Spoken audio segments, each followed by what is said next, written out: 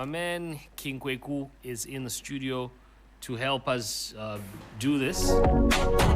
How are you, man? Blessed and still learning, my brother, or my big brother, my brother is fine. I nearly said my father though. What's in the news? My father. Hey. Name is Kweku Mensa here to bring you the buzz on a Friday like this. And a survey, Trig, has been conducted by the Ghana Statistical Service, GSS, and they have revealed that about 18.4% of Ghanaians paid bribes to public service officials in 2024. Wow. Yes. 18.4. Yes. And this is how they broke it down. They said 1 out of every 6 Ghanaian paid bribe to get something from a public service official. 1 out of 6. So it means that the public service officials also are taking a lot. That's the other angle of it. And they even broke it down further. Corey, if you can do us the honors though. So according to the research, about 77.4% of the people that gave out the bribe are males. And 22.6% are females. And they go on to say that 61.9% are from the urban places in the country, the towns and all that, and rural areas captured about 38.1%. You can go on Facebook right now, 3FM 92.7, to check out all this data that we are telling you about. And out of the many things that they give as bribes, money tops it all with 85.2%. And they also give food, drinks, and animals. I don't know if the animals, they're keeping it as pets or what. But food, drinks, and animals come second to money with 9%. And also valuables falls in the last in the list with 1.4%. Yes. Wow. And when it comes to out of the 16 regions, guess which region topped? Accra, great, Accra. yes. Yeah. Followed by Ashanti region. We are great. Followed by Ashanti region with 18.1. So Greater Accra 22%, Ashanti region 18.1. The least was the Savannah and Northeast region with 1.1 and 1%. That's where I'm from. We are not corrupt. No, what are you going to take? A cattle?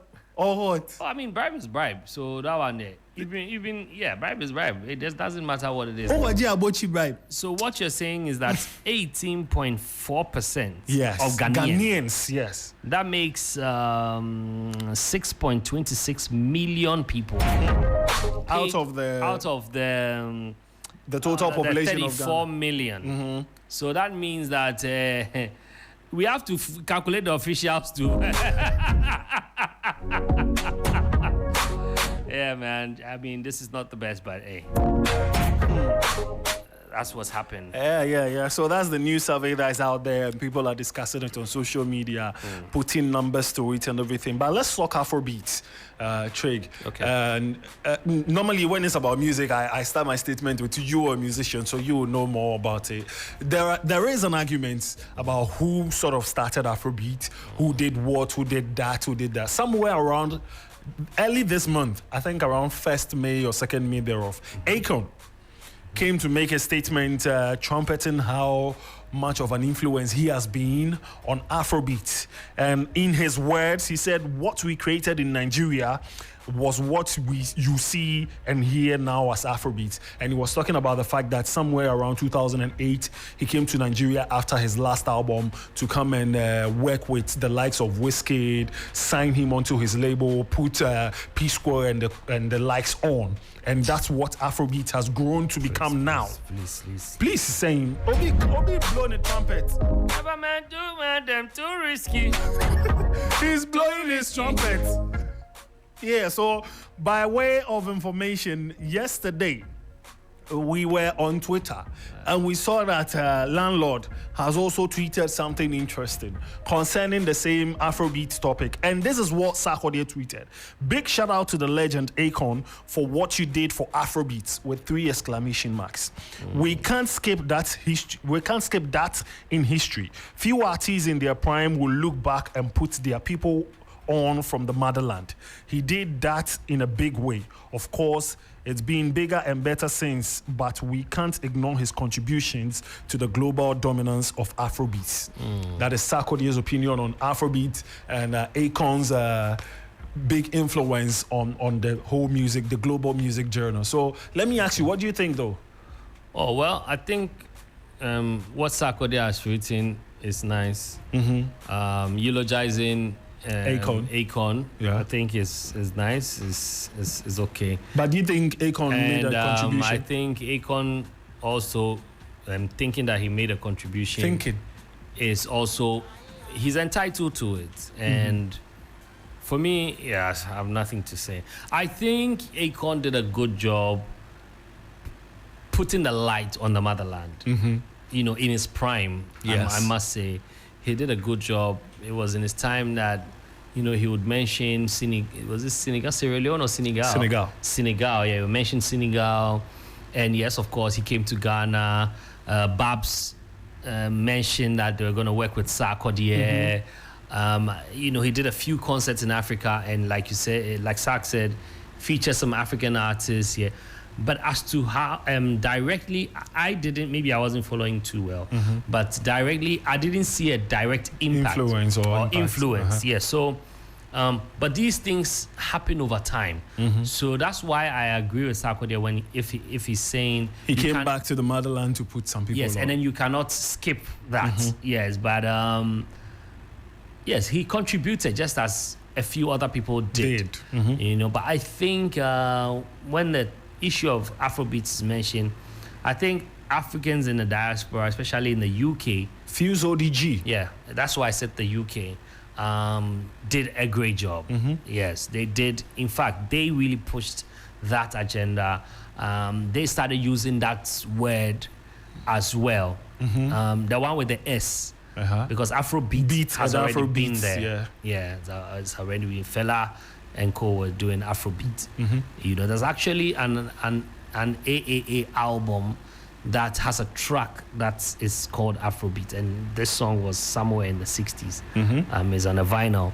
So yeah, that's all I can say.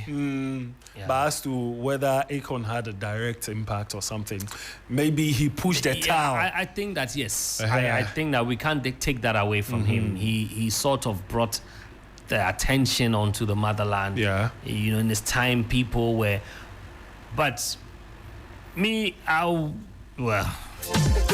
next, you say it. Next, because I think that the kind of attention that he gave to somebody like T-Pain is not I didn't see that with an African act. Okay. You understand? Yeah, but I know naysayers will come and say what they want to say. But that's the truth. It could be that, yes, even Lady Gaga and Co. that were on his label properly. You know, that's what I'm saying directly. I didn't see what he did. Yes, I didn't see. Besides him, you know, working, you know, in Africa, doing his light thing. Yeah. That is superb. Very impactful. But to talk about, we're talking about Afrobeat. Afrobeat, not Akon City. Yeah, so I don't want anybody to get me wrong. I'm not talking about his investment or what he did. His projects or project. Anything. No, I'm talking music, Afrobeats. You know, yes, he would mention in his interviews that he's proudly from Africa. Yes, did he work with some artists? Yes. But was the push just as with the artists that were signed on his label? Did he really put some of them on with that capital, that drive? That's where we have to. Maybe he did, but at the time, the world was not ready to receive. And maybe even as at that 2008, was it actually Afrobeat? Was it Afrobeat? Exactly. Or was just music from Africa or Nigeria? So, let's talk about divorce, because Offset is in the news with Cardi B again. And now he is demanding that his wife, soon-to-be divorced wife, pay him spousal support after their split is finalized. Yes. Men also deserve. Oh, yes. Oh, yes. Oh, Men yes. also deserve. That's why it's very important to always find someone that has something to lose. Don't just go around there chasing women rough. So he too is seeking support, spousal support. Yes. So he made the update to his divorce case earlier this month. So who wants the separation? What if one Cardi of them... B filed it. Oh, okay. Yeah, Cardi B filed it somewhere. Maybe this is just a way to get her to not do that. Oh no! This is the second time. In 2020, Cardi B filed earlier, and they squashed it and gave birth. They will squash it again. 2025 after. Okay. Anyway, anything is possible actually. But they've been married for 6 years, and Cardi B filed divorce in August. Why is she filing? According to her lawyer, it's many reasons. It's not just one. But it's many reasons. Somewhere it's this week actually. Cardi B and her new boyfriend was spotted on a yacht, and the kind of video that came out, Cardi was chilling with her girls somewhere on the yacht, and the guy too was in the midst of some beautiful damsels, and social media was going crazy. They're saying the guy is making Offset look like a saint because of what he's doing. Because they said that is why Cardi left Offset, and now you're doing the same thing right in the same yacht where she is.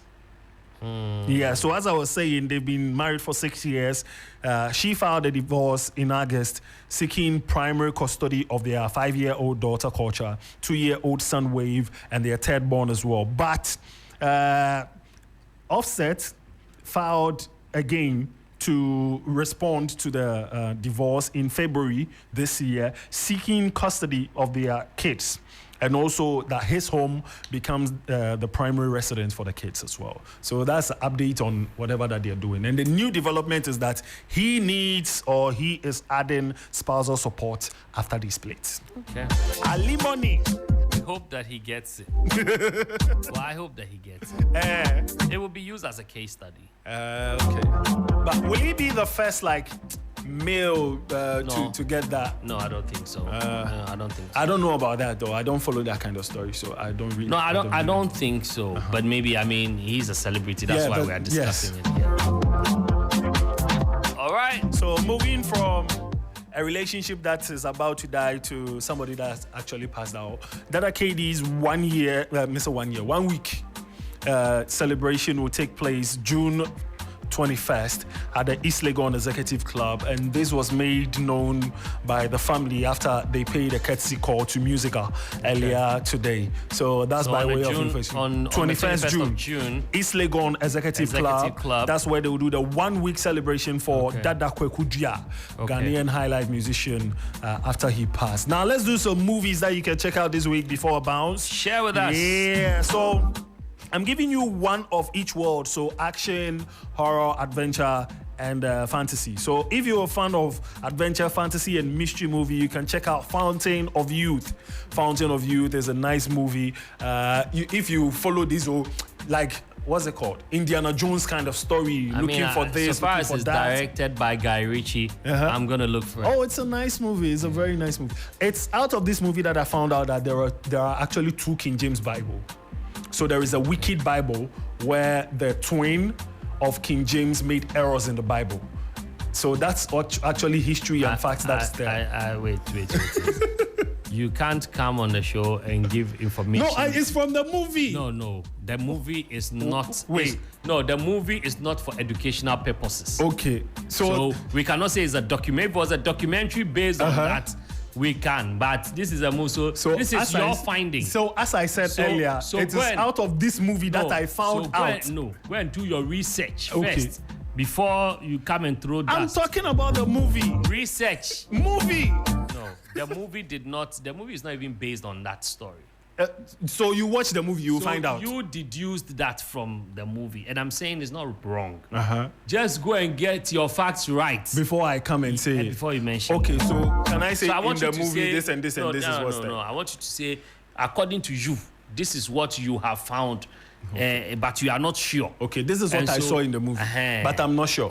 But you so let me add, I'm not sure. Okay, yes. I'm not sure. So that we will not be held responsible for any statement. After I said in the movie, they will still hold us responsible. No, then these people today, they like holding people. In the movie, what if the producer comes and said, this is not what my movie is depicting?